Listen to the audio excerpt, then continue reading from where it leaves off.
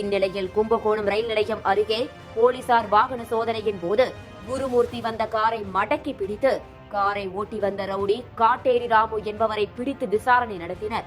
விசாரணையில் ரயில் நிலையத்திற்கு பின்புறம் குருமூர்த்தி காத்திருப்பதாகவும் அவரை அழைத்து செல்வதற்காக வந்திருப்பதாகவும் தெரிவித்துள்ளார்.